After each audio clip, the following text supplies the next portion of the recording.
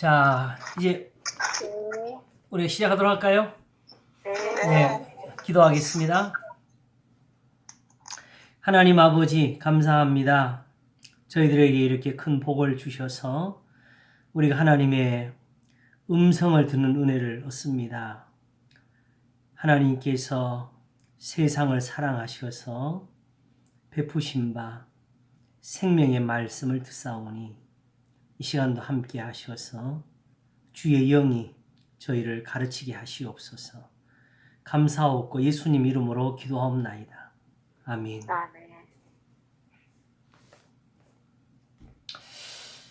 아멘. 지난 시간까지 로마서 7장을 어느 정도 마무리했는데 사실은 이 말씀을 들여다보게 되면요.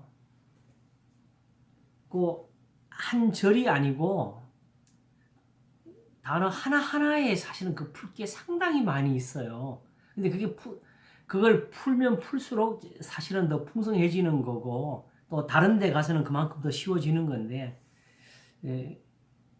요 정도로 해가지고 일단 마무리 해놓고 또 필요한 것들은 또 생각나면은 또 한번 하는 게 좋을 것 같습니다. 다만 한 가지가 이제 조금 지난 시간에 사실은 마치려고 하다 보니까 조금 그 욕심을 내서 24절과 25절이 원래 좀 나누어서 해야 될 부분인데 한꺼번에 같이 해버렸어요. 오호라 나는 공고한 사람이로다. 이 사망의 몸에서 누가 나를 건져내랴.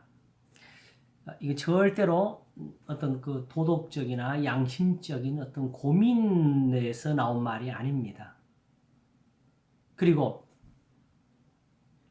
사실은 본인이 이렇게 살 동안에 자기가 이걸 알았어요? 몰랐어요? 몰랐습니다. 그리고 예수님이 처음 사울을 만나서 쓰러지게 하신 후에 하신 말씀은 가시체를 뒷발로 차기가 내게는 피곤하니라 그랬어요.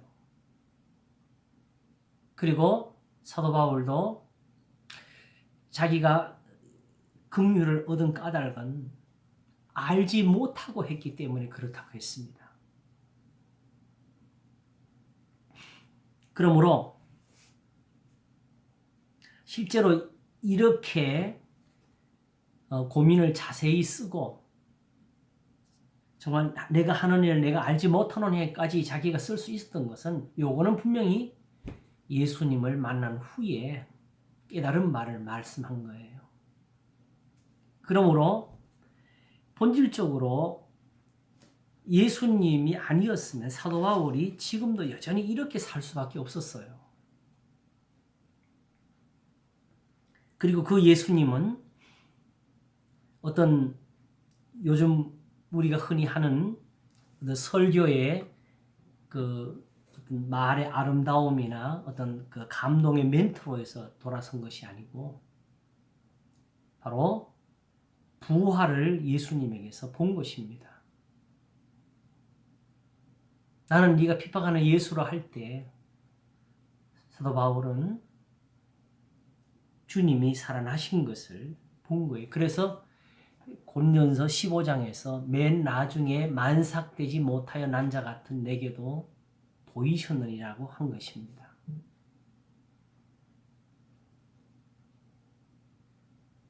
단지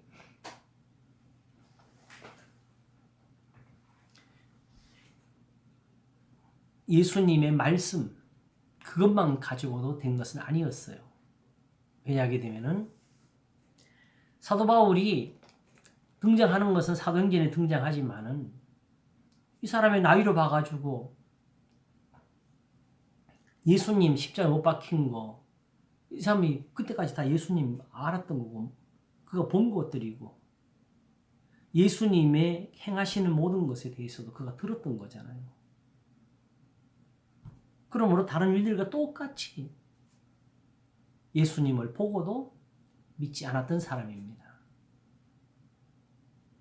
그러므로 말씀이 그냥 다가온 것이 아니었고 바로 로마서 1장 3절과 4절에 이 아들로 말하면 육신으로는 다윗의 혈통에서 나셨고, 그리고 성결의 영으로는 죽은 가운데서 부활하여 능력으로 하나님의 아들로 인정되셨으니 하면서 곧 우리 주 예수 그리스도시니라 하고 쓸 수가 있었던 겁니다.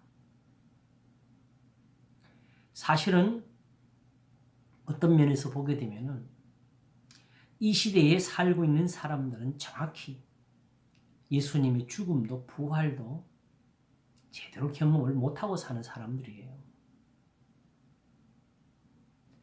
만일 그걸 정말 알았다면 우리도 이미 사도 바울처럼 이렇게 살았을 겁니다. 내가 그리스도와 그 부활의 권능과 그 고난의 참여함을 알려하여 어찌하든지 죽은 자 가운데서 부활에 이르려 하노니.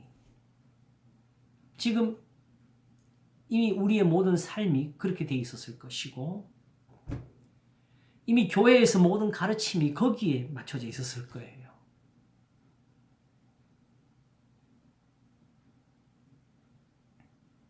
그냥 예배 한번 잘 드리자고 교인들을 다독거리고 끌어안는 그런 데 신경을 쓸 것이 아니고 자신이 그렇게 그리스도를 좇는 것처럼 형제들아 너희는 나를 본받으라는 사도 바울 같은 그런 하나님의 말씀이 전해지도록 노력을 했을 겁니다. 그리고 교인들도 그것을 모르니까 여전히 똑같은 심정에서 하나님을 세상 신을 보듯이 찾고 있어요. 그러므로 예수님의 고난이나 그 부활은 하나의 어떤 그 신앙의 고백으로서는 존재하고 있어도 그리고 이제 절기에 맞춰서 사실은 어떤 예배의 내용으로 그게 쓰여지고는 있지만은 정말 그 죽으심 속에 있는 그 순종의 비밀이나 부활하시게 되는 그 권능의 비밀에 대해서는 우리가 잘 알지도 못하고 있고 또한 그것을 얻으려고 노력도 안 하고 있습니다. 왜냐하면 이미 우리는 다 구원을 얻었다고 다 끝내버려가지고. 그리고 우리가 많은 감사를 해요. 하지만은 실제로 구약에서 나오는 그 성도들이 많은 시편 속에서 하는 그런 감사와 같은 감사는 사실은 제가 경험하기가 어렵습니다. 저 자신도 잘 모르고 있고요. 왜냐하게 되면 특별히 시편 그 56편이죠. 거기 보게 되면은 내가 아뢰는 날에 내 원수가 물러가리니 주께서 나를 도우심인 줄 아나이다. 그리고 내가 하나님 앞에 드릴 소원이 있는데 갚을 것이 있는데 하나님이 나를 하나님 앞 생명의 빛에 다니게 하시려고 자기를 가르치셨다고 늘 인도하셨다고. 오늘 아침 설교에 특별히 그게 많이 표현이 된 셈인데 마침 또 오늘 아침 거는 이게 단톡방에 또 연결이 안 돼 있어서 이제 저한테 보니까 딱 들어보시고요.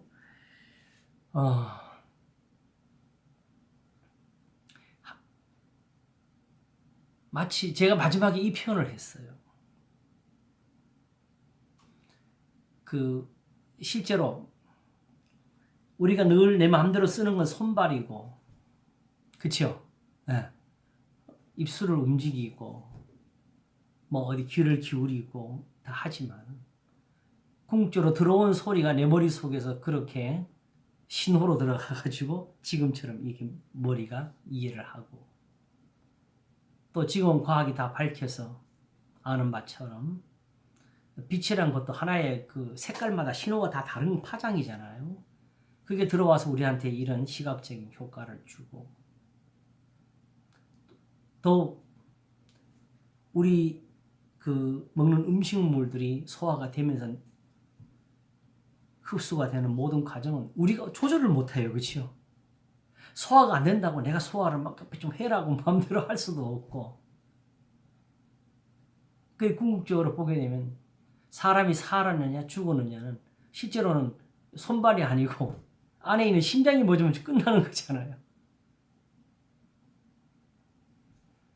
이와 같이 우리가 모르는 속에서 하나님의 일하심이 넘쳐서 지금 우리가 이 신앙을 지키고 또 은혜를 입고 있다는 것을 저 깨달았어요.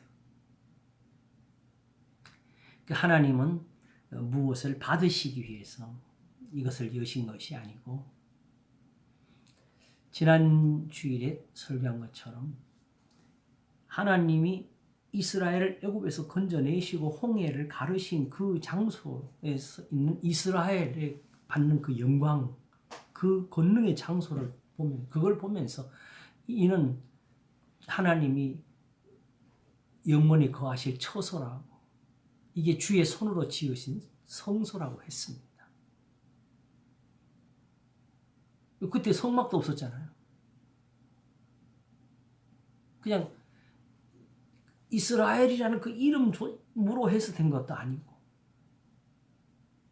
어떤 사람들은 자기가 좀 유명해지니까 자기 성에다가 성경에 있는 이름들을 갖다 붙여가지고 쓰는 사람들이 있어요.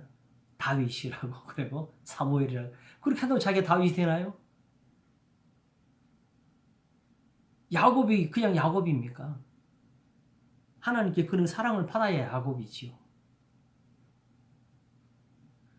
결국 이스라엘이 하나님 앞에서 타락을 하게 되고 멀어져 갈 때 하나님이 그들을 돌이키고자 부르신 것은 너는 내가 지은 거다 그랬습니다. 야곱아, 이스라엘아, 너는 나의 이름이 되지 아니하라 하면서 내가 너를 지었다 그랬습니다. 지어서, 하나님이 지어서 이스라엘이 나왔고 지어서 야곱이 나오고, 단순하게 우리 세상 신앙에서 말하는 것처럼 천지 창조에서 모든 사람을 지으신 주님이 이 말을 하는 거 아니에요. 지금 현재에 이 신앙을 위한 거듭남에 대해서 사실은 말하고 있는 거지요.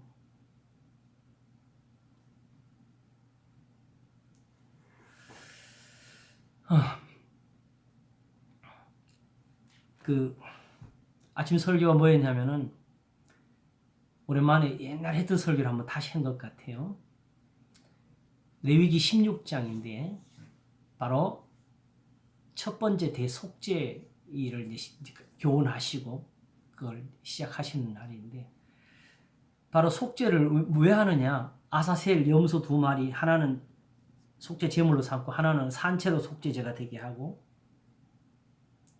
근데 결국은 그 일을 하는 이유가 뭐냐? 하나님의 성소 앞에 있는 그 성막 앞에 있는 거기다 피를 뿌리는 이유가 뭐냐? 내 백성들의 모든 허물로 인해서 부정하게 된 하나님의 지성소를 속죄함이라고 했어요. 우리는 상상을 못하는 말이죠. 지성소가 더러워졌다. 그럼 지성소가 더러워지면 어떻게 되느냐? 더 이상 속죄하고 하나님이 그 지성소를 버려야 되죠. 성전이 필요가 없는 분이 성전을 짓게 하신 것은 성소라는, 이 성소와 성전이 약간의 그 음적인 차이가 있게 되는 일이니까. 하나님이 거하실 거룩한 처소, 저 부정한 백성들 가운데 하나님이 거하실 따로 구별된 장소, 거룩한 처소가 필요했다는 것이었지요. 그래서 그들과 함께 계시고 그들의 고난에 동참하시고 그들의 죄를 깨끗게 하시면서 그들의 주, 그들의 왕, 그들의 하나님이 되고자 하신 겁니다. 그런데 그렇게 해서 늘 번제와 속죄 제물이 드려져도 여전히 그런 일을 행하는 그 처소는 바로 그들의 부정함을 씻고 있었잖아요. 그치요? 그래서 지성소를 바로 속죄하는 날이 바로 속죄일입니다. 그래서 그걸 말씀하시면서 이렇게 해서 내 백성들의 죄를 깨끗게 한다고 했습니다. 그러면 그 성소나 지성소나 해막이나 단이 다 그날 그렇게 해서 다시 정결해져요. 결국은 하나님이 지금 그날 뭘 특별히 받는 것도 아니고 결국 그 백성들에게 그들의 죄를 깨우쳐 주시면서 그들의 죄를 어떻게 씻는지를 보여주시는 거죠. 이렇게 이런 은혜로 우리의 죄가 사실은 사해지면서 살고 있었던 거죠. 우리는 우리 속에 죄가 얼마나 큰지 또 있는지 그게 얼마나 우리한테 역사를 하는지 그런 거 사실은 구체적으로 아는 사람은 없잖아요.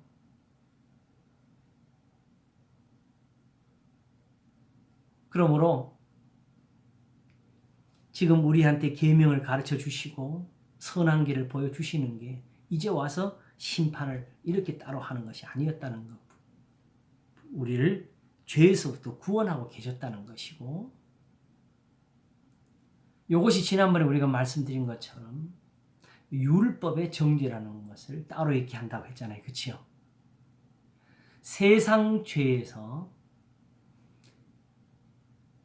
무슨 죄를 지었든지 하나님 앞에 나아가서 사함을 얻을 수가 있는데 율법, 그래서 그걸 위해서 필요한 게 뭐예요? 율법이에요. 아시겠죠? 그런데 바로 이 율법을 오히려 어기게 되면 어떻게 됩니까? 그러면 제사도 없는 거고 죄를 사하는 은혜도 없는 거고 하나님의 성소도 사라지는 거고 그래서 이제 성경이 말씀하는 가르치는 것은 이제 율법이 정죄하는 거기에서 모든 것을 지금 가르치고 있는 겁니다.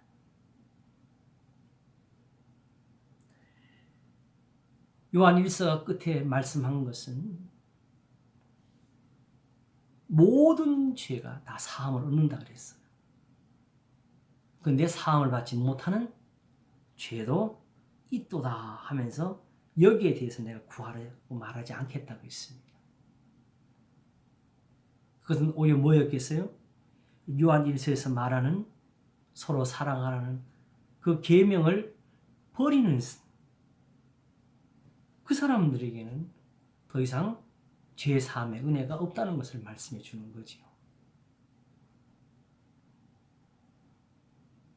그러므로 우리가 지금까지 그 흔히 사용하고 있는 거, 우리의 열심이나 또 기도를 얼만큼 많이 했느냐, 또 어떤 시기에 기도를 했느냐, 또 얼만큼 섬겼느냐, 이런 식의 문제는 전혀 신앙을 위한 자랑이 될 수가 없고 우리를 유익하게 할 수가 없습니다. 다음 시간에 이 문제에 대해서 이제 거의 확정적으로 이야기할 수 있을 것 같은데 지난번에도 말씀했지만 안식이 다 선한 것이었고 할례도 선한 것이었다 그랬잖아요. 그렇지요? 제사도 선한 거예요. 그러면 속죄일 같은 이런 것도 다 선한 것이죠. 그럼 그런 것이 지금도 시행되면서 예수님 믿으면 또 안 되겠어요? 어떻게 생각하세요?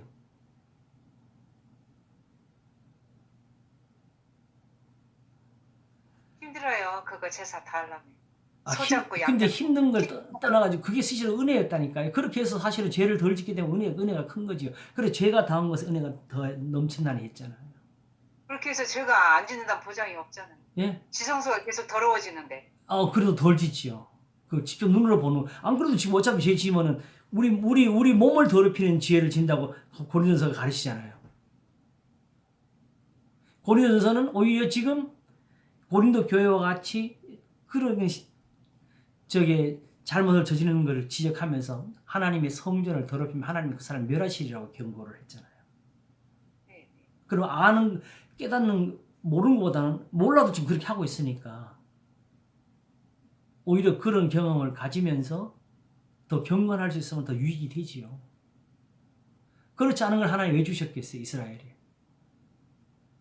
바로 그렇게 모양으로 비록 그림자이지만은 그들에게 주셨던 것이 다 사랑이었고 그들에게 은혜가 되었고 그들 유익하게 했습니다. 그래서 거기서 그 중에서 사무엘도 나오고 다윗도 나온 거예요. 아직까지는.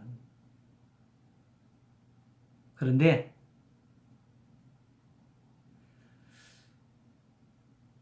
그런 것들조차도 하나의 육신의 자랑으로 가게 되면은 다시 말하면 나는 이런 거 했다. 이거 지켰어. 하면서 하나님의 계명을 잊어버리게 되면은 그야말로 육체의 자랑밖에 남지가 않게 되거든요. 그래서 전에 유익했던 것이었어요. 근데 사람의 완악함, 특별히 유대인들로 인해 가지고 더 이상 쓸 수가 없는 악함이 되어버려서 이제는 맛보지도 말라고 하시고 만지지도 말라고 하시는 겁니다. 왜냐하게 되면 그걸 통해서 궁극적으로 우리들의 마음에다가 이 깨달음이 있기를 원하셨어요. 그래서 할례도 마음에 할지니라고 하신 것이고 실제로 그 성전을 속죄할 때 어떻게 해요? 성전에 피 뿌리는 거예요.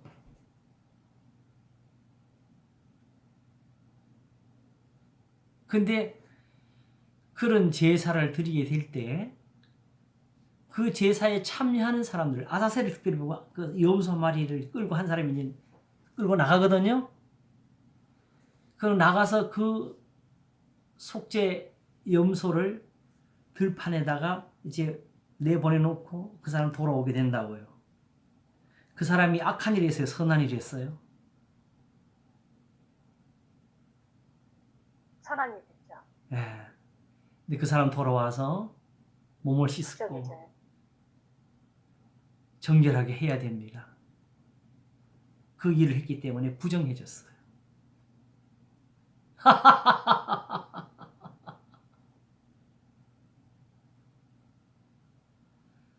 그러니까 자, 죄를 정결케 한다. 실제로 하나님이 교훈해 주셨잖아요. 실제로 어떤 작은 그 벌레들 시체 하나라도 물에 떨어져 있는데 그걸 모르고 발로 밟아서 물이 튀었어. 그러면 그 사람은 하루 종일 부정해요. 그리고 그 사람이 모르고 다른 사람을 또 만졌어. 그릇을 만지거나. 그럼 또 그게 부정해져죠. 이걸 배워주셨잖아요. 그러면 부정한 것을 정결케 하기 위해서 거기에 참여하는 사람은 일단은 다 부정해지는 거예요.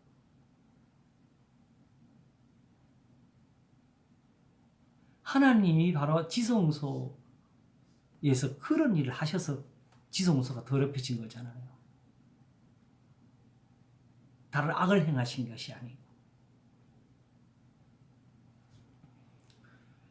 그래서 실제적으로 우리는 전혀 생각도 안 하고 있고 실제로 그걸 아느냐 모르느냐에 따라서 신앙이 좌우되는 건 아니지만 우리가 알지 못하는 순간에 하나님은 우리 속에서 끊임없이 이런 일을 행하셔서 지금 우리가 이런 말씀으로 된 은혜를 받고 있는 겁니다.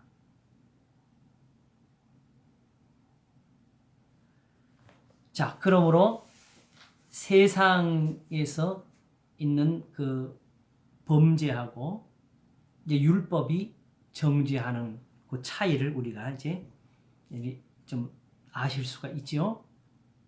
지금 성경에서 말하는 거는 이미 지은 죄를 가지고 꾸짖는 것이 아니고 하나님께 나아가는 일에 거기서 짓는 죄를 사실은 말하고 있는 겁니다. 이제 그 부분이 펼쳐지는 것이 이제 로마서 8장이 되는 거예요. 바로 율법이 육신으로 말미암아 연약하여 할 수 없는 그것을 하나님은 하시나니. 결국 율법이 그걸 하려고 한 거예요. 했는데 육신에 속한 사람들, 이 육신에 속한 이것으로는 그걸 할 수가 없어서 하나님이 영을 줬도록 그걸 가르치시고 보여주시려고 자기 아들을 죄 있는 육신의 모양으로 보내었다고 하신 겁니다.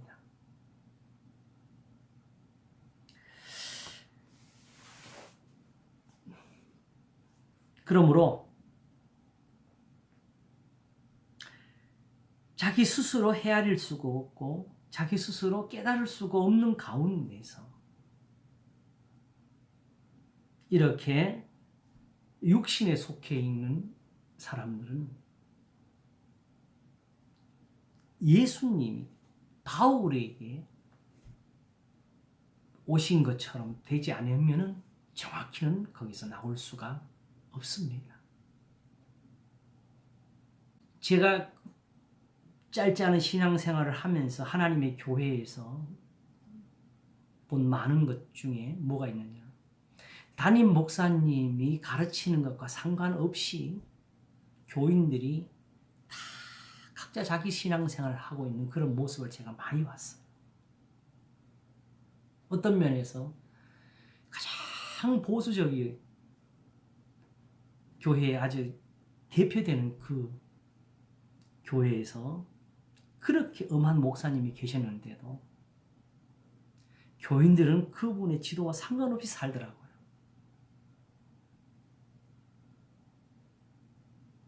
근데 자기들은 그걸 가지고 오히려 목사님 위에서 놀아요. 왜냐하면 자기는 영적으로 충만한 것 같고 자기가 은사를 많이 받은 것 같고 더 이상 뭐 그런 사람을 건져낼 방법이 없어요. 사실은 고린도전서를 그냥 읽기만 해도 13장에서 뭐라 그랬어요? 내가 천사의 말을 할지라도 모든 방언을 하고 천사의 말을 할지라도 사랑이 없으면 내게 아무 유익이 없다고 했잖아요. 그렇죠? 심지어 내가 내게 있는 모든 것으로 구제하고 내 몸을 불사랑에 내어 줄지라도 사랑이 없으면 내가 아무것도 아니라고 했잖아요. 그죠? 유익 아무것도 많이 지금 왔다 갔다 하는데 그래서 근데 그걸 놓고 고민하는 사람 사실은 거의 없어요.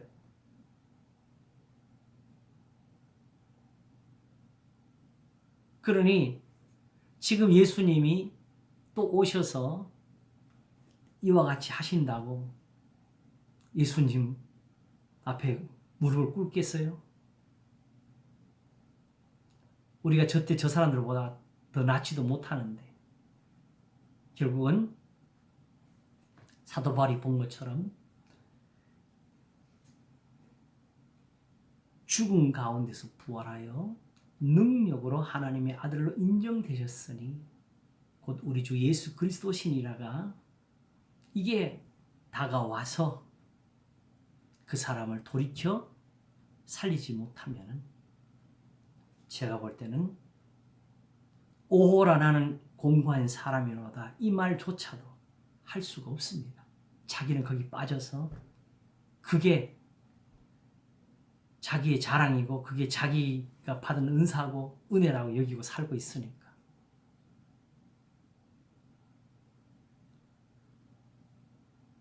그러므로 사실은 이 말씀이 살아나야 돼요. 함께.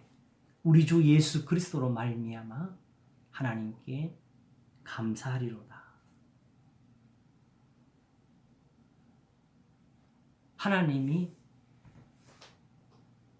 예수님을 죽은 자 가운데 살려내신 건 단순한 하나의 어떤 그냥 그 과정처럼 흘러가는 과정이 아니었고, 지금 바울에 있어서는 하나님의 사도 바울을 살리는 하나님의 일하심이고 사랑이고 노력이고 은혜였어요. 그 자체가.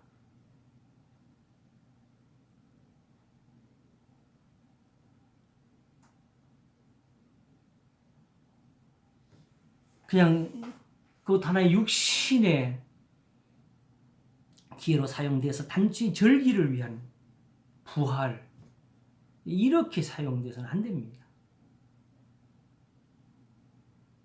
하나님이 겨우 그걸 가지고 하나님 할렐루야 한번 하라고 그렇게 한 거 아니죠.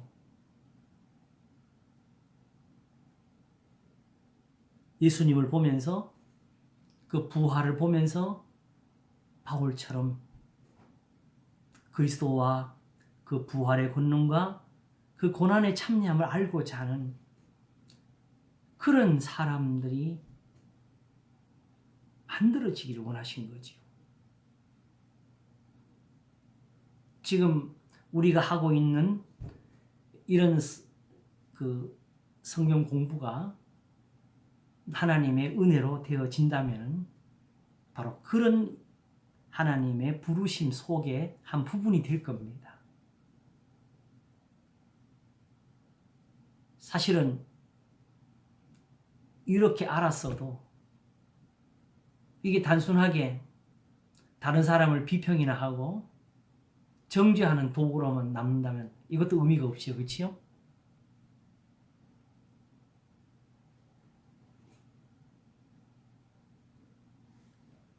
내가 이미 이루었담도 아니요 온전히 내가 얻었담도 온전히 이루었담도 아니라 오직 내가 그리스도 예수께 잡힌 바 된 그것을 잡으려고 하나님 위에서 부르신 부름의 상을 쫓아가노라. 사도는 늘 교회를 향해서 가르치는 분이었지만 실제로 그분은 무엇보다도 남에게 전파한 후에 도리어 버림이 될까 봐 자기를 쳐서 복종시키는 그 일에 더 힘을 쓴 분이었어요. 실제로 남의 구원이 중요해요? 내 구원이 중요해요? 내 구원이 제일 중요한 거죠. 이걸 모르는 분들은 다른 사람의 구원도 사실은 몰라요.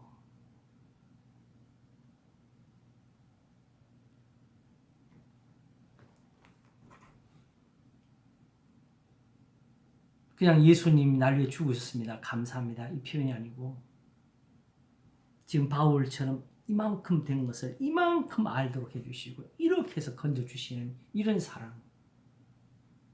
하나님의 가르침입니다. 이게 하나님의 도우심이에요.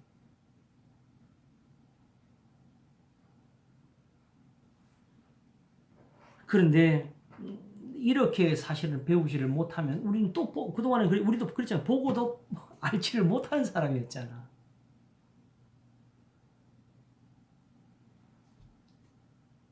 하나님의 도우심인 줄 우리가 알아야 되겠습니다.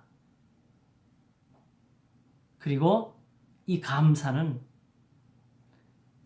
예배당에서 예배 시간에 드리는 하나의 어떤 흥금봉투의 감사가 아니고 이렇게 부르심에 순종하는 거기에 감사가 따라가는 거, 내 삶이 변하는 것이 감사하고, 그렇죠? 내가 이렇게 하나님 앞에서 깨닫게 되는 것이 감사하고, 이 표현을 쓴 거죠.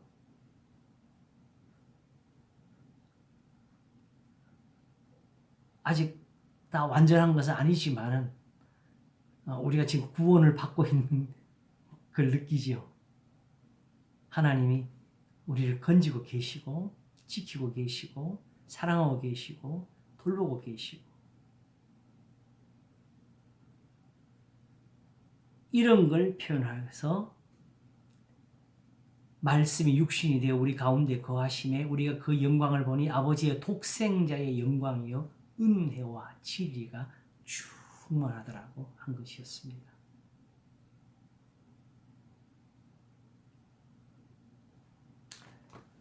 그러므로 우리 주 오호라 나는 공고한 사람이로다.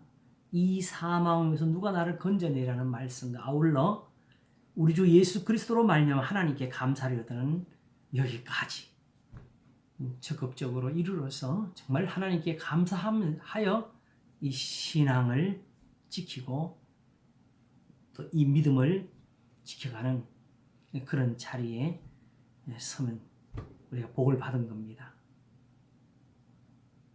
그리고 마지막에 그런즉 내 자신이 마음으로는 하나님의 법을 육신으로는 죄의 법을 섬기노라 한 것은 이제 본격적으로 이제 8장으로 들어가기 위해서 바울이 단순히 자기 깨달음으로 이런 주장하는 게 아니다라고 말하는, 나도 지금 첫째는 유대인이니까 나도 그 유대인이다. 나도 당신들과 똑같이 살다가 이렇게 됐다. 이 표현을 쓴 겁니다. 그래서 실제로 9장 1절에 보면 이렇게 말을 하지요. 내가 그리스도 안에서 참말을 하고 거짓말을 아니하노라.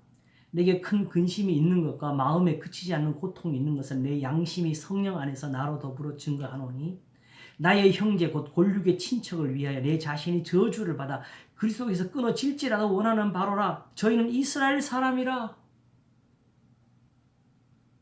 저희에게는 양자됨과 영광과 언약들과 율법을 세우신 것과 예배와 약속들이 있고, 이거 다 우리가 신약에서 저게 얻은 은혜들이잖아요. 그죠? 특별히 양자라는 표현을 썼잖아. 이미 이스라엘이 누렸던 거예요. 근데 그걸 가지고 이 은혜에 이르지를 못하는 사람이 되어버렸다고. 육신에 속해서. 조상들도 저희 것이요 육신으로 하면 다 그리스도가 저희에게서 나셨으니 저는 만물에 계셔 세세의 찬양을 받으신 하나님이시니라. 아멘 했습니다. 그러므로 지금 이스라엘을, 유대인들을 부끄럽게 하기 위해서 결코 말하는 것도 아니고 내 자신이 이런 데 있다가 하나님의 은혜로 건짐이 됐다고 지금 표현하는 거지요. 이 표현을 쓴 겁니다. 자, 전체적으로 하나 꼭 짚을 것은 예수님 아니었으면 여기서 못 나왔습니다. 그리고 누구든지 사도 바울에게 다가오신 것처럼 예수님이 다가오지 않으면 지금 이 순간도 이런 말씀을 들으면서도 저 육신에 매여서 있는 거기서 나오지 못할 사람들이 아주 많을 겁니다. 이제는 나와서 이렇게 돼야 됩니다.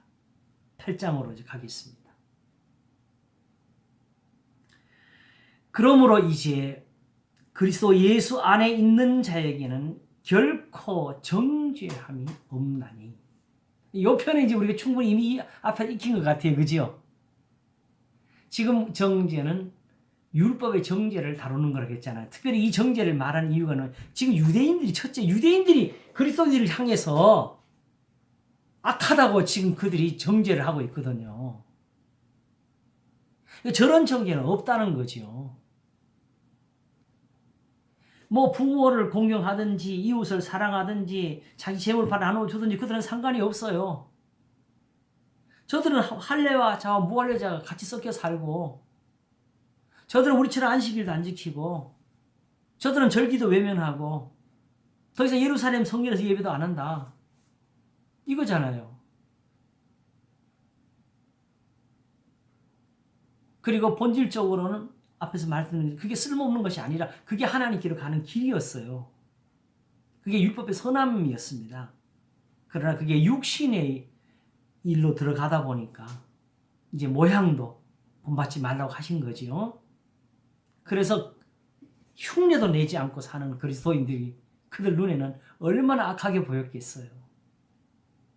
안 그래도 교회에서도 그런 일 많아요. 새벽기도 열심히 잘하는 사람, 새벽기도 안 나온 사람한테 뭐라고 하게 되고, 자기 은혜 좀 받아서 은혜가 없다. 어떤 분은요, 고포리교회 와가지고 예배 한번 참여했는데 내가 나오기 전에 교인들끼리 예배 준비 찬송하기 위해서 우리 교인들 다 노인들이 사실 찬송가도 골고루 다 못 불러요. 자기가 좀 이게 은혜가 없는 교회가 어디 있냐고 좀 소리 좀 지르고 빨리 좀 막 크게 부르라고 막 남의 교회 와서 큰 소리 치는 사람까지 있다니까.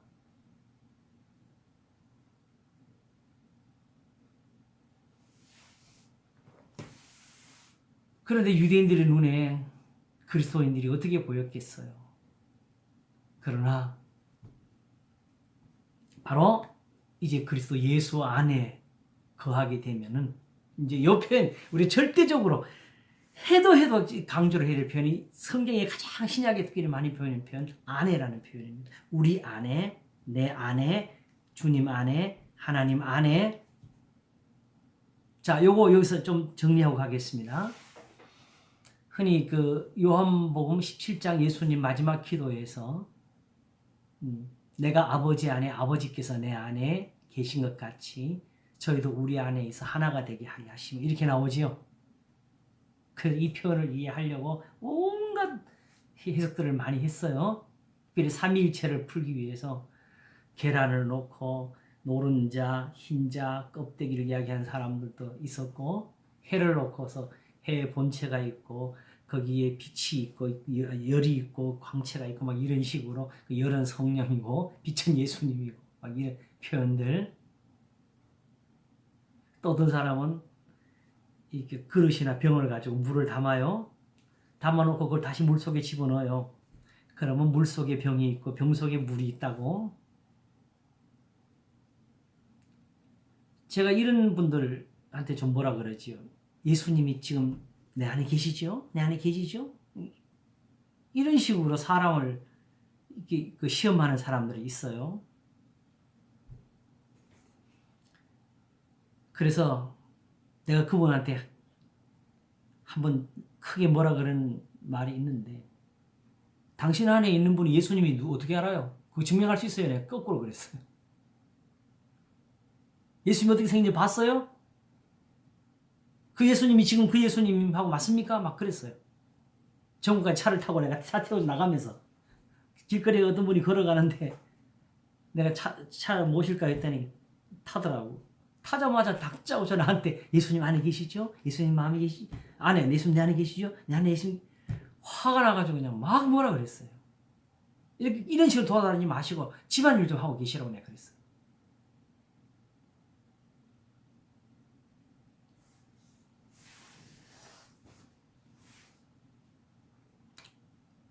그런 식으로 그리스도인들에 대해서 악평을 하고 정죄를 하고 있는데 그리스도 예수 안에 있는 자, 예수 안에는 뭐가 있느냐?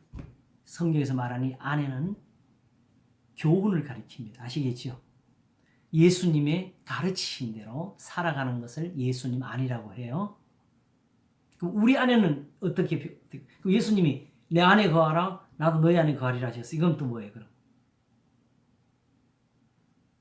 너희가 행한 대로 나를 믿고 행하면은 나도 너희와 함께 있다. 이 말씀하신 거지요. 그게 이제 우리 안에가 되는 거예요. 아시겠죠?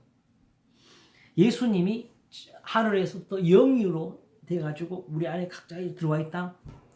이런 것도 거짓말을 만들어낸 거지요. 성경에 그런 말 없어요. 이걸 가장 잘 보여주는 확실한 말이 뭔지 아세요? 고린도후서 5장 가면은 이러므로 우리가 육신에 있을 때는 주와 따로 거하는 줄 안다고 써놨어요. 주님을 만날 약속이 있잖아요. 다시. 그러므로 오히려 지금 살 동안에는 살든지 거하든지 떠나든지 주를 기쁘시게 하는 데 되려고 힘쓴다고 했습니다. 그러므로 이 안에라는 표현, 하나님 안에는 하나님의 뜻대로라는 뜻이 되고요. 아시겠죠? 예수님 안에는 예수님이 가르치신 대로. 자, 그럼 이래 됩니다. 우선 현실적으로 세상에서 우리 눈에 보이신 분은 이제 예수님입니다. 이제 예수님을 놓고 고민을 하는 거예요. 그 사람들에게 예수님이 자기를 보이시는 방법. 나는 아버지 안에 있고 라고 하십니다. 아버지는 내 안에 계신 것을 알지 못하느냐 하시면서 내가 너에게 이르는 말이 내가 스스로 하는 것이 아니요 아버지께서 내 안에 계셔서 그게 일을 하시는 것이니라. 내 것은 다 아버지의 것이니라. 예수님에게 제가 가장 궁금한 거, 당신이 그리스도입니까? 이거 물어보는 거잖아요. 하나님이 보내신 분이 맞느냐? 그들은 단지 표적으로 보이라고 했어요. 실제로는 표적을 보이신 거지요. 능력을 보이셨지요.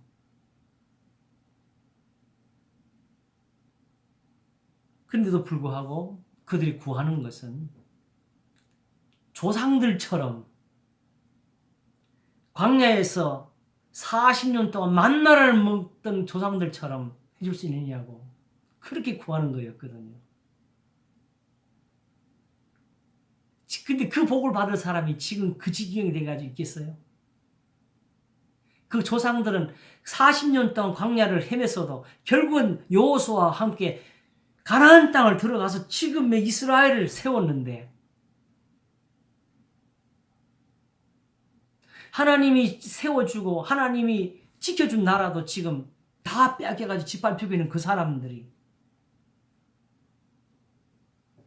무슨 자기 조상들을 들먹여요. 조상들 같은 신앙이 있어야 그 말을 하는 거지.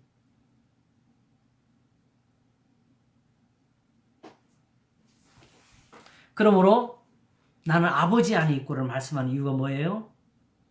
내가 너에게 이르는 말이 내 말이냐 아버지의 말씀이냐. 다시 말하면 율법의 1.1획도 변하지 않고 다 이루려는 그거냐.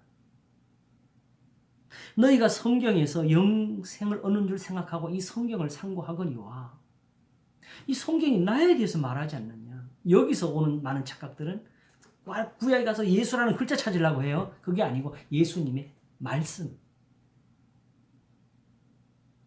이렇게 지금 이 가르침을 주는 예수님, 지금 유대인들이 예수님을 보고 거스리는 게 기적이 아니었다니까. 예수님의 가르침이었다니까요.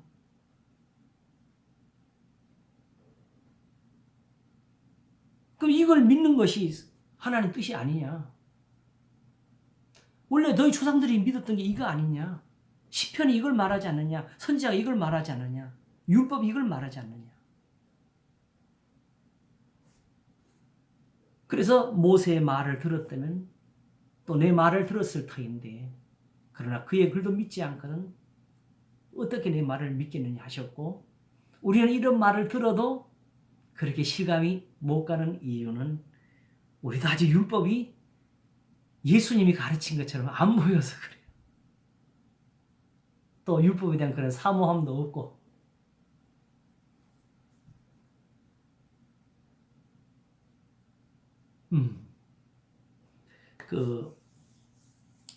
요한복음 10장을 보게 되면 유대인들이 성전에서 예수님을 만나서 그러지. 당신이 그리스도이거든 밝히 말하라 그랬어요. 밝히 말하면 바로 돌로 치려 그러는 거지 뭐. 그 예수님은 또 돌려서 말씀하시지요. 사실 돌리는 건 아니지. 그들이 깨닫도록 해주시는 건데 너희가 내 양이 아님으로 내 말을 듣지 않는도다 했습니다. 내 양은 내 음성을 듣고 저희는 나를 따르며 나는 저희를 안다고. 그래 전에 한번 이 말씀 드린 적이 있는 것 같은데 예수님이 언제 양 길렀어요? 자, 이스라엘 백성들을 한번 두고 봅시다. 이스라엘 백성들을 예수님 말씀한 양이라고 할 때에 사실은 그 이스라엘 백성들이 예수님이 오셔서 처음 된 백성입니까? 아니면 구약에서부터 아브라함으로부터 시작해가지고 된 백성들입니까? 그러면 이 사람들이 원래 말을 할 때 예수님의 양이라고 해야 됩니까? 하나님의 양이라고 해야 됩니까? 예? 원래 이사야가 말한 것처럼 그 애굽에서 건져낼 때의 모습을 양무리처럼 모세와 아론으로 인도했다 그랬어요.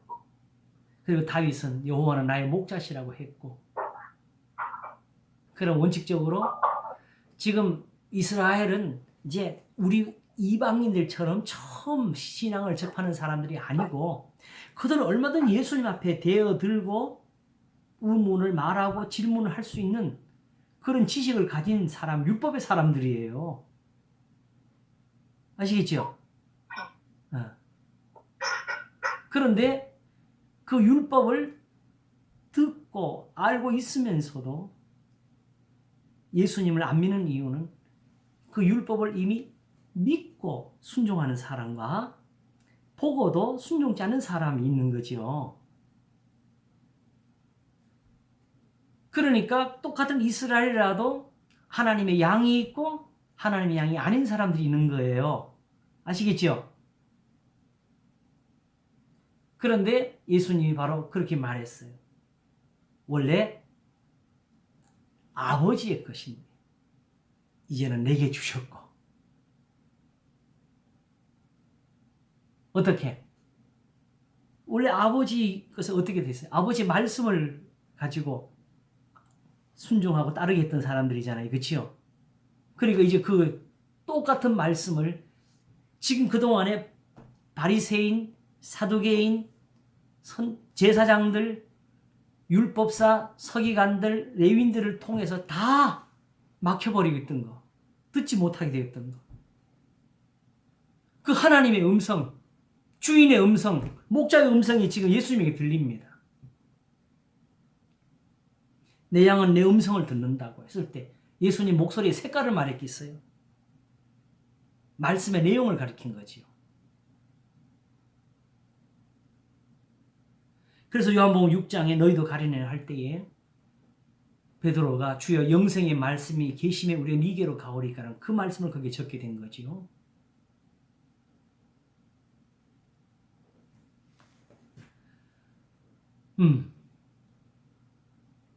그러므로 예수님 안에 거한다. 내가 아버지 안에 있는 것 같이. 내가 아버지의 말씀을 가지고 가르친다. 아버지의 뜻대로 행한다. 이 뜻도 우리가 또 상상을 하면 이런 고민하는 사람 많잖아요. 혼자서 지금 하나님이 나한테 무슨 뜻을 품고 계시지? 내가 이대로 시장을 다녀도 되나? 뭐 그게 이런 고민 이거 아니에요.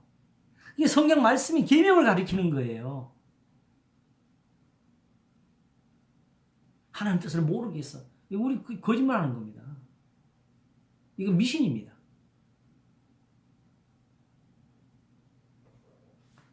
그래서 로마서 12장 1절과 2절이 이렇게 쓰여진 거지요. 그러므로 형제들아 내가 하나님의 모든 자비하심으로 너희를 권하노니 너희 몸을 하나님이 기뻐하시는 거룩한 산 제사로 드리라. 이는 너희 드릴 영적 예비라면서 너희는 이 세대를 본받지 말고 오직 마음을 새롭게 함으로 변화를 받아 하나님의 선하시고 기뻐하시고 온전하신 뜻이 무엇인지 분별하도록 하라. 요것도 대강 들으면은 믿고 변화를 받는다 이런 식의 간단한 풀이를 하죠. 근데 그게 여기서 먼저 뭐였어요? 마음을 새롭게 함으로 변화를 받으라. 이게 뭐예요? 행실을 고치라는 뜻이죠. 그러면 뭘 알게 되느냐? 하나님의 선하시고 기뻐하시고 온전하신 뜻이 무엇인지 분별이 된다고. 왜? 하나님이 응답을 하시니까. 우리 기도를 들으시는 걸 보여주시니까.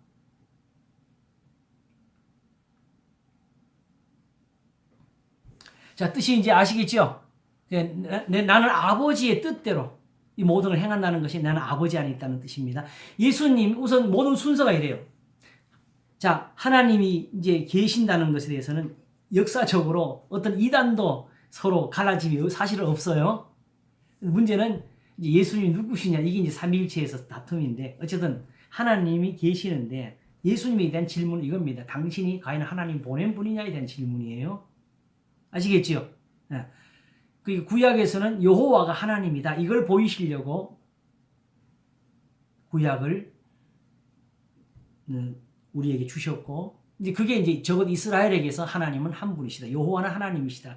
까지는 이제 어쨌든 답으로 남았어요. 문제는 그 답을 가지고 있는 사람들이 그 하나님을 또 다른 신으로 바꾸고 있으니까 예수님을 보내셔서 원래 하나님의 음성을 듣게 하신 거지요. 그러므로 먼저는 예수님을 보고 하는 질문이 중요해요. 우리한테는. 예수님이 과연 하나님이 보내신 분이 맞느냐. 이게 답입니다. 신앙의 답이에요.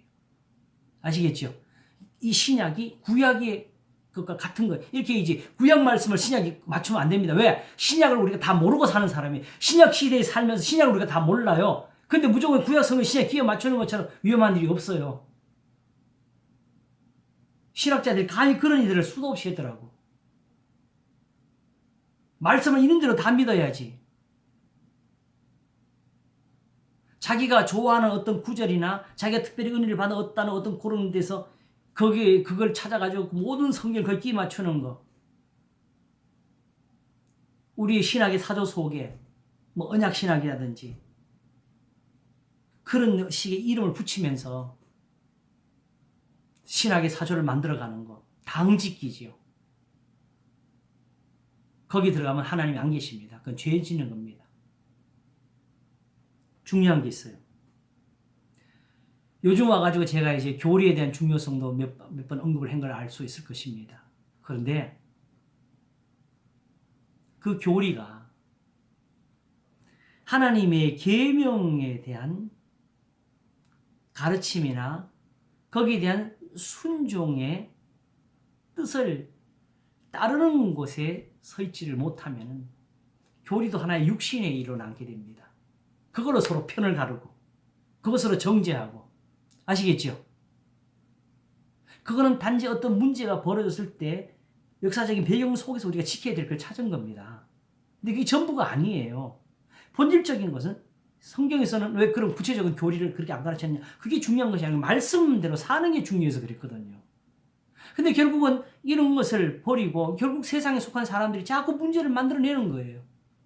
의심을 만들어내고 성경이 가르치지 않는 것을 자꾸 또 더하게 하고 말을 덧붙이고 그래 결국 우리도 그 싸울 수밖에 없어서 2000년 동안에 우리가 지켜야 될 만한 보물 보석 같은 교리들을 우리가 가지고 있습니다. 만약에 그 교리를 버리고 지금 예수님을 믿는다? 그것도 사실은 말이 안 돼요. 오히려 그 속에 있었기 때문에 지금 이렇게 성경을 볼 수 있는 눈도 나온 겁니다. 자, 금방 이제 8장 가면 막 진행이 될 것 같았는데 이 안에 한해 가지고 지금 이렇게 사실은 7장도 이렇게 풀 게 아직은 더 있어요. 자, 이 안에라는 말은 이제 정리가 되겠죠? 예. 그러니까 내가 예수님이 내 안에 계신다. 이것은 우리가 믿은 대로 지금 이 복음을 전해 들은 대로 아시겠죠? 네. 믿음을 가지고 있으면은 그걸 우리 아내라고 하는 겁니다. 그럼 거기에는 예수님이 계신다. 오케이? 네. 이때에 계신다는 물리적인 거리를 말하는 것이 아니고 하나님의 진노나 심판에서 멀어지거나 혹은 그 복을 받는 자리로 나아가거나 하는 것에 대한 표현을 하나님 함께 계신다 아니면 떠나셨다 이 표현을 쓰는 거지. 실제로 구약시대 때에 바벨론이 와서 하나님의 성전을 무너뜨릴 때 하나님이 그 성전 그 무너진 장소에 계셨어요. 떠나신 거 아니었어요.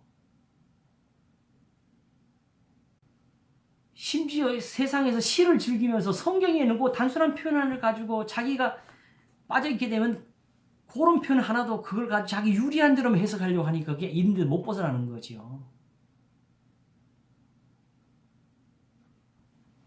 그러므로 요한복음 15장에서 말씀한 거 내 안에 있으라 나도 너희 안에 있으라 하시고 너희가 내 안에 거하고 내 말이 너희 안에 거하면 무엇이든지 원하는 대로 구하라 그리하면 이루리라 하신데 이 표현이 가장 잘 나와 있습니다. 아시겠죠? 네. 그걸 다시 풀어주신 게 그 다음 말씀이 나와요.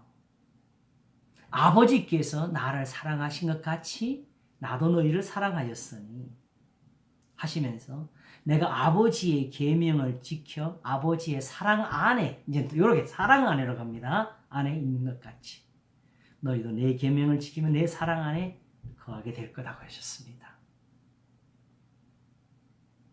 이걸 사도 바울이 그리스도 안에 주 안에라고 계속 쓰고 있는 겁니다. 그러면 사도 바울은 이런 표현을 이런 어려운 말을 왜 이렇게 자주 쓰고 있을까요? 이미 그때 사람들은 다 쓰던 말이라서 그래요. 우리만 처음 듣는 말이지. 그러므로 이제 그리스도 예수 안에 있는 자 어떤 사람이냐? 바로 4절에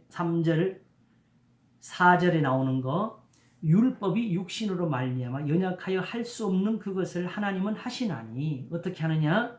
곧 죄를 인하여 자기 아들을 죄 있는 육신의 모양으로 보내어 육신의 죄를 정하사 육신을 좇지 않고 왜 육신 안 줘? 육신의 죄 이거는 더 이상 이제는 이렇게 하면 죄를 짓는 거다라고 그걸 할 수가 없잖아요. 그러면 이제 이 편이 나오죠. 그러면 이제 할례도 없고 안식일도 없고 제사도 없고 성전도 없고 그럼 이제 우리가 어떻게 구원을 받지? 어떻게 죄를 씻지? 이게 바로 뭐예요? 율법이 육신으로 말미암아 연약하게 할 수 없는 것을 하나님은 하시나니 이렇게 되는 겁니다. 하나님은 여전히 그런 거 없어도 할 수가 있다. 곧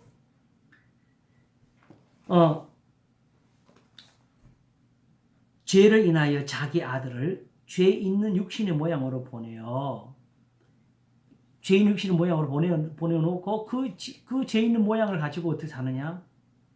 육신의 죄를 정하사 육신을 좇지 않고 영을 좇아 행하는 우리에게 율법의 요구를 이루어지게 하려 하심이니라. 자, 지금까지 우리가 죄가 살아나는 것을 우리가 봤잖아요. 그냥 있을 때는 죽어 있던 것이 내가 하나님 앞에 나가서 제사를 드릴 때, 그쵸? 그때 살아나서 이거는 불법이다. 이 제사는 연락되지를 못한다 하고 정죄를 들고 나오는 게 이게 죄잖아요. 그치요? 그런데 이제는 그러므로 그걸 좇지 않고 예수님과 같이 이제 영을 좇아 살아간다는 거죠.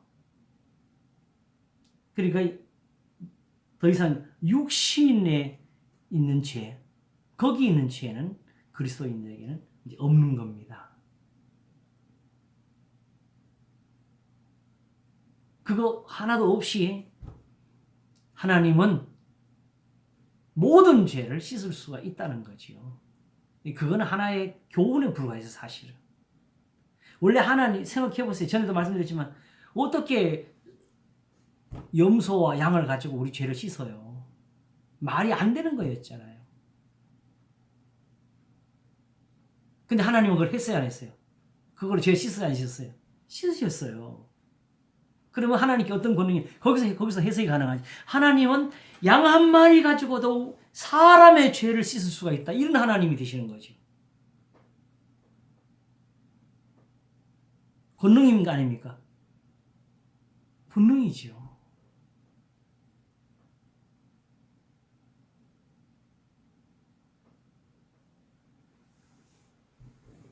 처음부터 하나님께 능력이 있어서 하나님이 그 율법을 주신 거였어요. 그러므로 사도 바울이 말씀한 것처럼 믿음으로 율법을 폐하느냐 풀을 수 없느니라 도리어 율법을 굳게 세우느니라가 지금 되고 있는 겁니다. 참 믿는 사람들은 수고도 없이 일함도 없이 정말 의롭다함을 받고 있는 거지. 바로 로마서 4장에 일한 것이 없이 하나님께 의롭다 하심을 받는 사람의 행복에 대해 말할 때 그 일이 바로 예배입니다.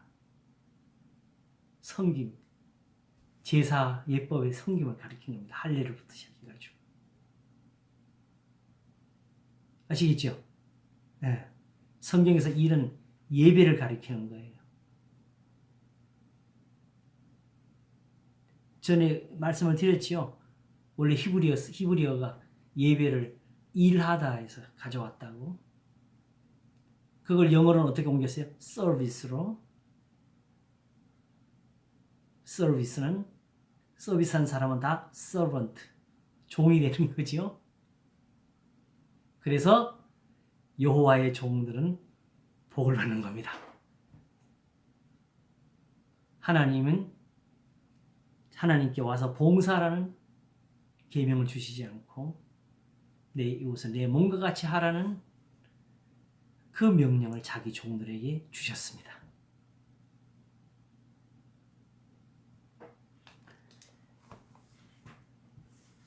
자, 그러므로 그리스도 예수 안에서 무엇이 이루어지느냐? 영의 일들이 일어납니다. 하나님의 계명을 좇아서. 그런즉 여기는 이제 더 이상 율법이 정죄할 수 있는 것이 없습니다.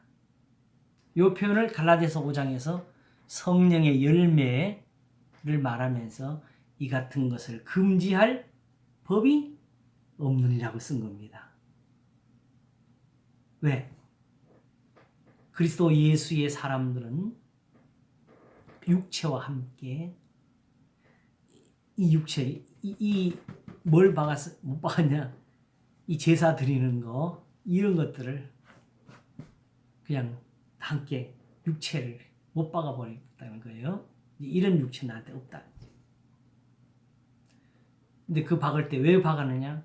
이제 어떻게 하려고? 영으로 살려고 박은 거잖아요. 그치요? 그래서 그 육체와 함께 그 정과 욕심을 함께 못 박았느니라고 해서.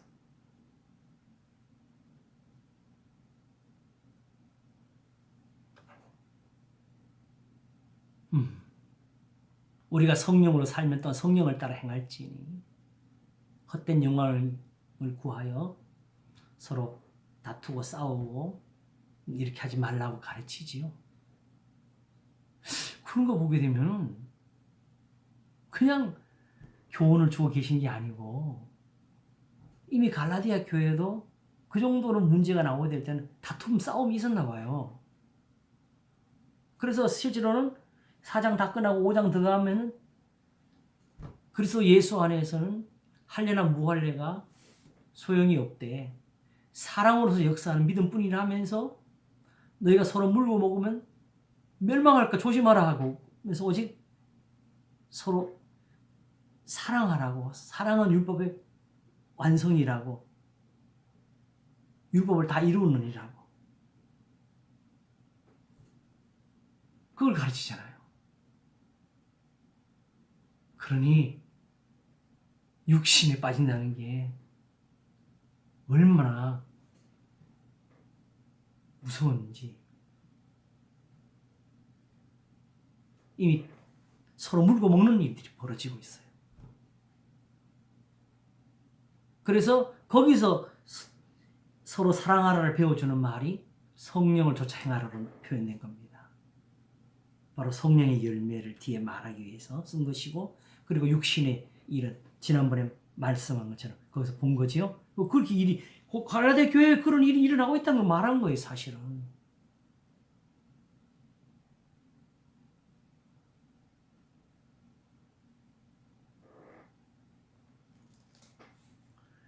자, 그러면 이제 이 표현은 이제 이해 가시겠죠? 이렇게 해서 예수님 안에 있는 사람들은 더 이상 이 율법의 정죄에 해당하는 그런 것들이 존재하지를 않는다는 거지요. 이는 그리스도 예수 안에 있는 생명의 성령의 법이 죄와 사망의 법에서 너를 해방하였습니다. 너무나 이 성령이 세속적인 것으로 이해가 돼 있어가지고 그냥 성령이라는 이름 빼놓고는 지금 성령에 대한 이해가 세상 사람들이 귀신이 이해하는 거하고 거의 차별이 없을 정도로 가 있어가지고 이런 표현들이 나오면 다 그쪽으로 또 흘러가서 뒤는 보지도 않아요. 여기에 흐름은 지금 그런 걸 말하는 거 아니고 결국은 영으로서 몸의 행실을 죽이며 살리라는 이걸 가르치려고 하는 것이고 결국 이걸 가지고 로마서 12장 가서 그러므로 형제들아 내가 하나님의 모든 자비하심으로 너희를 권하노니 너희 몸을 하나님이 기뻐하시는 거룩한 산제사로 드리라. 이 세대를 본받지 말고 마음을 새롭감으로 변화를 받아 하나님의 선하시고 기뻐하시고 온전한 뜻이 무엇이 분별하도록 하라. 사랑에 거짓이 없는 악을 메고 선에 속하라. 우는 자들을 함께 울고 기뻐하는 자를 함께 기뻐하고 원수를 갚지 말고 내 원수가 줄이거든 먹이고 목마르든 마시우라. 악에 기치지 말고 선으로 악을 이기라. 결국 이 말을 하려고 생명의 성령역을 쓴 거예요. 그리고 이렇게 성령을 표현한 이유가 뭐냐? 바로 이런 교훈들이 바울이 모르고 있었는데 성령이 오셔가지고 바울아 요렇게 가르쳐야 돼. 이런 식으로 표현을 주신 것이 아니고 이 성령이 이미 구약에서부터 성도들을 가르쳤다는 이 성경을 두고 하는 거예요. 자, 예수님이 오셔서 새로운 걸 가르쳤어요. 원래 있는 하나님 말씀을 가르쳤어요. 그리고 예수님이 성령이 오시면 누구 걸 가르친다 그랬어요?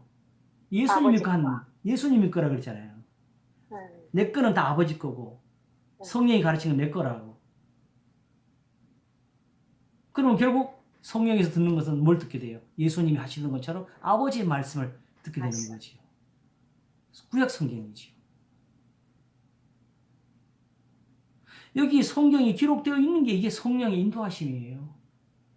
이걸 지금 우리한테 깨닫게 해주는 게 성령의 일이고. 그래서 고린도서 14장에서 특별히 방언과 예언에 대해서 말할 때에 누구든지 자기를 신령한 자로 알거든. 내가 너에게 하는 이 말이 하나님의 명령인 줄 알라 그랬어요. 누구든지 알지 못하면 그를 알지 못하는 사람이라고. 고린도전서에 있는 말조차가 일단 자기 마음에 들어오지도 않으면 그 사람은 신령한 사람이 아니에요. 그 사람은 이런 저주를 받아야 돼. 누구든지 주를 사랑하지 않거든 저주를 받을지어다. 마라나타! 주께서 임하시느니라. 주께서 임하시느니라. 마라나타가 그만하기 위해서 쓴 말이에요. 고린도전서를 두고 불순종하는 사람들을 꾸짖는 소리예요. 경고하고.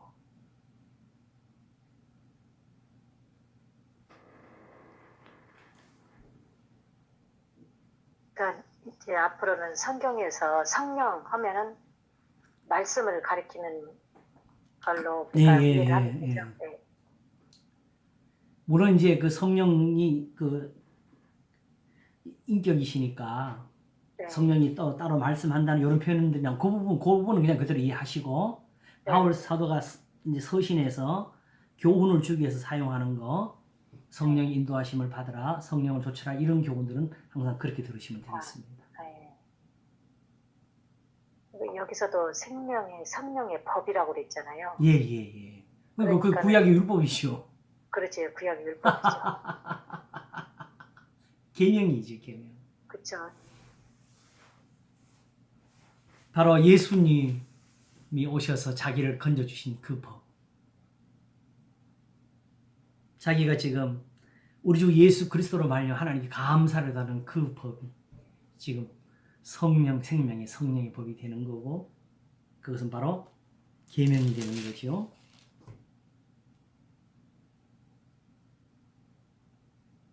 자, 이렇게 되면 이제 거의 이제 뒤에 부분은 오히려 우리가 많이 했어요. 그죠? 이제 영을 좇지 않고 육신을 쫓아 영을 쫓아가는 거. 영에 속한 사람은 영의 일을, 육신에 속한 사람은 육신의 일을 생각한다고. 만일 예수님이 아니었으면 바울은 지금도 그리스도인들을 더 핍박할 걸 찾았을 것이고, 그렇죠? 여전히 성전에 제단에서 할 일을 찾았을 것이고, 그렇게 해서 외식 속에 살았을 것입니다. 자, 예수님 외식을 말했는데 그 외식에 속한 사람들이 사실은 자기가 외식에 속했다고 깨달은 사람이 있었을까요? 거의 없었어요. 남을 정죄하고 있었으니까.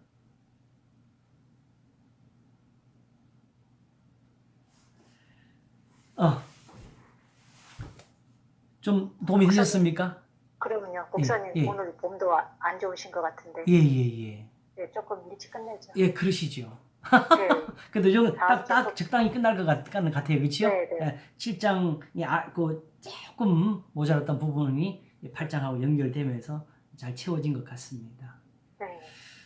특별히 그 감사함에 대해서 사실은 이게 궁극적으로 신앙의 절정입니다. 하나님이 시편 50편에 말씀하신 게 뭐였지요? 내가 양의 고기를 먹으면 염소의 피를 마시겠니 하시면서 감사로 제사를 드리는 자가 나를 영화롭게 한다. 그건 언제 일어나는 일이죠? 하나님 말씀을 순종하고 하나님이 건져서 일어나는 일이지요. 네.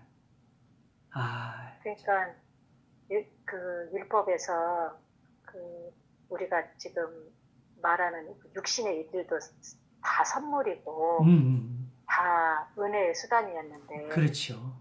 그거를 그냥 예. 그 사람들이 타락을 시켰는데 예. 신약의 백성들도 그런 일들이 많잖아요. 그걸 다 사실은 다 영에 속한 것이 율법도 거룩하며 계명도 거룩하며 네, 네. 의로움의 선화도 한 것을 그 신령한 것을 다 육으로 바꿔버렸어요. 바꿔버렸어요. 네.